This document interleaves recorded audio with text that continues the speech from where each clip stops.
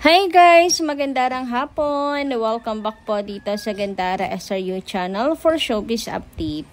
Andito na naman nga po akong muli nagbabalik. Ang nagmamaganda ninyong kachismosang Kim Pao, wala na nga pong iba ang lokareta si Gandara upang maghatid sa inyo ng latest update and fresh happenings patungkol kina Kim Chiu and Paula Avellino. By the way, happy Halloween po pala sa ating lahat. Unang pagpasok po ng Nobyembre ngayon, and alam na po natin ang kasunod dyan. November na guys, 6 na araw na lang at magsisimula na ang The Alibay. And speaking of The Alibay, yes, ito nga yung isa sa ating mainit na pag-uusapan sapagkat full force na po talaga ang Kim Pao family para i-promote at suportahan ang The Alibay series ng Kim Pao. Anyway, bago tayo mag-start, kung bago ka lang dito sa ating channel at ngayon lang napabisita dito, hanap nyo ba araw-araw ay Kim Pao's update at ayudas? Nako, nasa tamang channel kayo. Kaya wag na kayo magatubiling pindutin na subscribe button at notification bell dahil araw-araw ay nagbabalita po tayo ng mga ayudas, update, events, mga ganaps nila Kim and Pao. Basta mga chika at mga balita hinggil sa Kim Pao, sagot na po natin yan. Samantala, narito naman ang ilan sa napili nating shoutout ngayong gabi at basahing komento mula sa mga nagtaan nating balita from our legit subscribers. First comment natin mula po kay Ma'am Emelita Brayones. Magandang gabi po. Sabi niya, nako, noto siyan. Bakit pa? Si Paolo na lang ang partner niya forever. Hindi na pwedeng may ibang hahawak o kakising si Kim.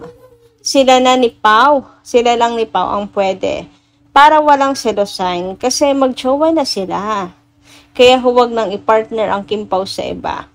Ang mga ex na yan ni Kim, makikisakay lang yan sa popularidad ng Kim Pao. Huwag nang i-partner ang iba sa kanila.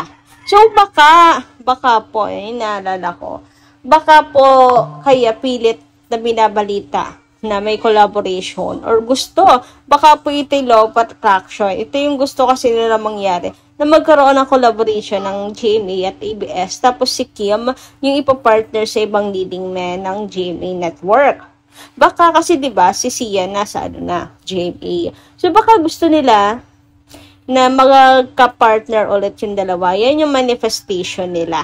Yan yung law of attraction na kapag kiniklaim mo, gusto mo mangyari, babanggit-banggitin mo Yung parang ganon. So, baka ganon. Kaya nais na magkaroon ng collaboration. But sorry, not to see yan na ang mga Kim Pao fans. Okay, pati na rin ang mga Kimmers. Kahit hindi involved ang Kim Pao dito, ang Kim Pao fans, ang mga fans ni Paolo, sa Kim Chiu fans na lang mga Kimmers na lang, hindi na rin payag, 'di ba? Saksi sila sa naging sakit na pinagdaanan ni Kim, ng ma-broken heart to, no na. Ultimo sila, no na kay Sian. So bakit pa? Walang susuporta, promise. And susugal ba naman muli ang ABS-CBN? Hindi na. Kahit naman nung sila pa, hindi man umingay yung pangalan ni Sian, si Kim lang talaga yung nagbubuhat. And do you really think si Kim papayag? I don't think so. Siya pa nga yung una mag-disappear, hindi ba? Sabi niya. So, Kim Pao lang. Kim Pao yung meron ngayon. So, please, know and alamin nyo at matutunan yung salitang respect o respeto. Samantala, shout out naman dito kay Ma'am Maria Otmanan. Maria Otman, shout out po sa inyo. Maria Rotman pala. Maria Rotman, shout out, magandang gabi. Ay nako, ganda si Daddy, nagsiselos lang yan dahil may gusto. Kasi siya kay Kim Chiu, kunyari, binubuking-buking lang niya si Kim Chiu. Pero, nagsiselo siya. Alam nga naman, naiwan ni Kim Chiu si Pao at sumama sa kanila mag-jogging.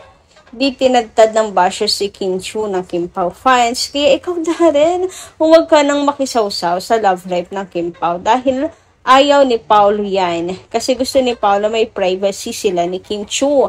Kaya maghanap ka na lang, Darren, na makakasama mo sa jogging. Huwag nang istorbohin si Kim Chiu.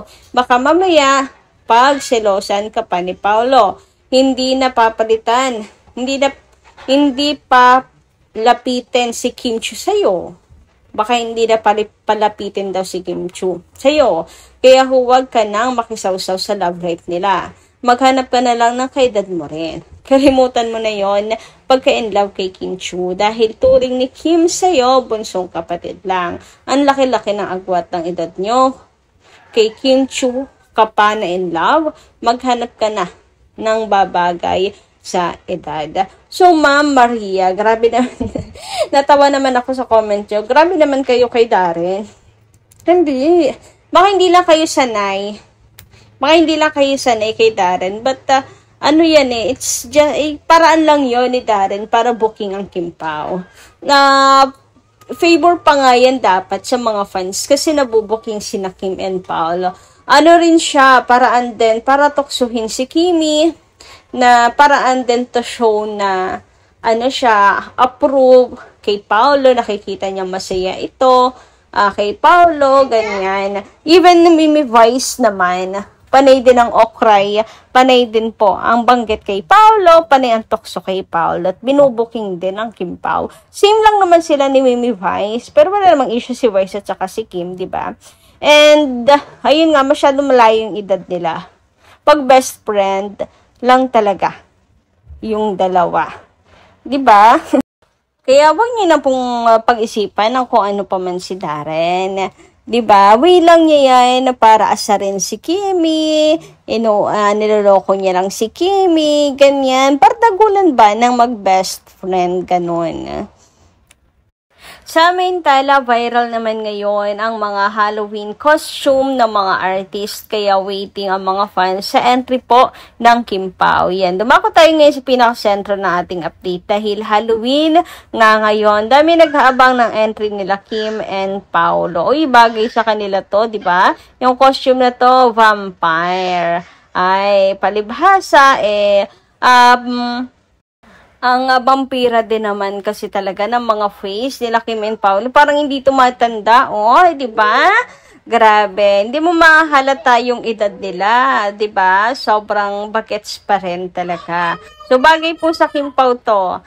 Waiting yung mga fans ng update po from Kim and Paolo na magkasama sila ngayong Halloween. So, sana nga po magkasama daw po ang Kim Pao ngayong Halloween at mayroon din pong entry.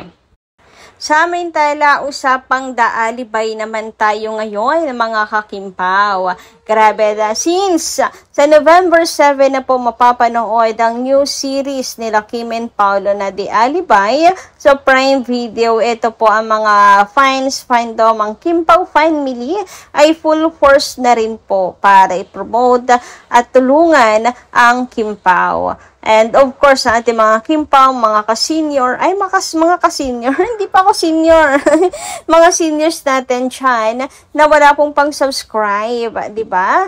Ito po at meron pag-giveaway, meron pong pa-promo ngayon ng Kim Pao fans. Punta lang kayo sa Kim Pao Universe Events, punta lang po kayo sa Paolo Avellino Global, Kim Pao International pages guys, Facebook, sa X guys, madali kayong makakasali sa promo para magkaroon po kayo ng free 2-month subscription po na sa Prime Video para masubaybayan po natin ang The Alibay. And ito nga po announcement ng Kim Pao Universe. Big congratulations to our 250 lucky winners. You've each won a 2-month free Prime Video subscription. So ito po yung ilan na mga nakapanalo na po. Diba? Here's, hindi lang ilan yan kasi 250, napakarami nitong lucky winners. Congratulations. So, ayan, para sa mga gustong i-claim yung prize, send lang po kayo ng message sa KP Universe Events. And yung makikita nyo dito, yan yung mga names ng mga nanalo. And ito naman post ng Kim Pao International, guys. Saturday, reminder, final week voting closes tonight. Nako, habol-habol na po. Kim Pao fan, last call to back your favorites in the finale of the Alibay Challenge. Okay? How to support, quote, and repost. Oh, how, diba? How to support? Quote nyo daw po yan and repost your fave entries. Every quote and repost counts. So guys, ang votings po ay matatapos ng 11:59 PM ngayong araw na to. Prices exclusive on KPI or Kim Pao International, the Alibay merch and cash prices. Winners announced on Sunday 12 noon. So bukas po ma-announce yan, 'di ba? Kaya habol na po kayo. Ayan, na dahil ang voting ay matatapos na po mamaya lamang 11:59 PM tonight. Make your voice count and help crown our ultimate Alibay Master. Let's finish strong. So, ayan guys, hanggang dito lang muna ating update. Maraming salamat po sa inyong pakikinig. Kita-kits po muli sa susunod nating chikas. Maraming pong salamat.